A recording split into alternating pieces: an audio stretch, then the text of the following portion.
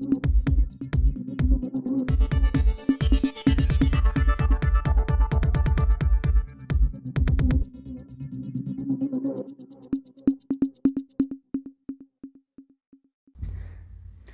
हम बात करने वाले हैं बॉलीवुड के मशहूर सिंगर मोहम्मद रफ़ी की।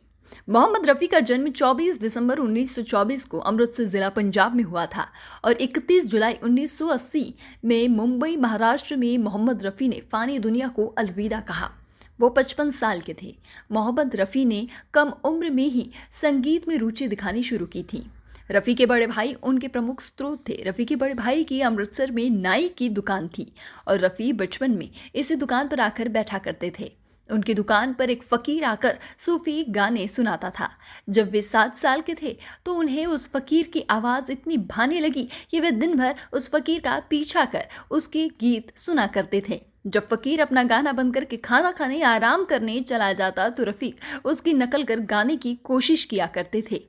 वे उस फ़कीर के गाए गीत उसी की आवाज़ में गाने में इतने मशगूल हो जाते कि उनको पता ही नहीं चलता था कि उनके आसपास लोगों की भीड़ खड़ी हो गई है।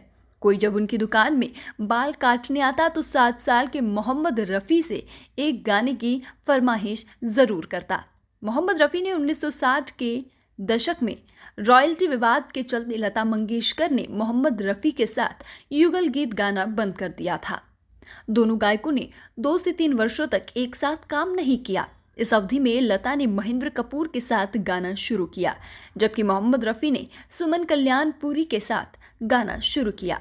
लता रॉयल्टी का भुगतान किए जाने के पक्ष में थी और इस विषय को निर्माताओं के समक्ष उठाया था। उन्हें उम्मीद थी कि रॉयल्टी भुगतान पर रफ़ी उनका समर्थन करेंगे, जो उचित था। परंतु रफ़ी ने उनका समर्थन नहीं किया। रॉयल्टी भुगतान मुद्दे के बाद संगीत निर्देशक जयकिशन ने दोनों के बीच के विवाद को खत्म करने की कोशिश की।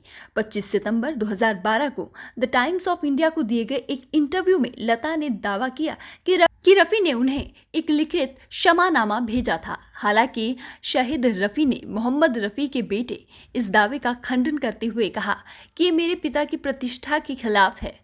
11 जून 1977 में genius book world of record में लता मंगेशकर की प्रविष्टियों जीनियस वर्ल्ड रिकॉर्ड से हटा दिया गया।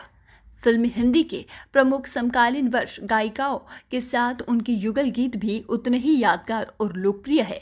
रफ़ी की शानदार गायकी ने कई लोगों को अमर बना दिया, जिनमें विभिन्न मनोभाव और शैलियों की झलक है।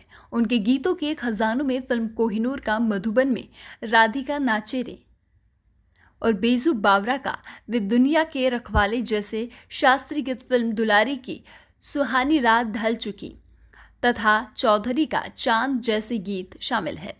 वही आपको बता दें कि उन्होंने अंतिम गाना 1980 की फिल्म आसपास के लिए गाया हुआ था। तू कहीं आसपास है दोस्त, ये गाना उन्होंने गाया था। मोहम्मद रफ़ी मुहर्रम की 10 तारीख तक गाना नहीं गाते थे।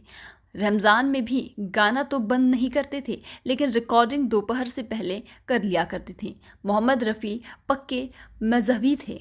नमाज के साथ दूसरे और अरकान के लिए वे वक्त निकालते थे। भारत सरकार ने मोहम्मद रफ़ी को 1965 में पद्मश्री से सम्मानित किया था।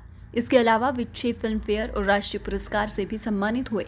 मोहम्मद रफ़ी की शादी बेगम बिल्किस से हुई थी और उनकी 7 संतानें हुई, जिनमें 4 बेटे और 3 बेटियां हैं। न्यूज़ 11 के लिए संवाददाता सऊ सिद्दीकी की रिपोर्ट।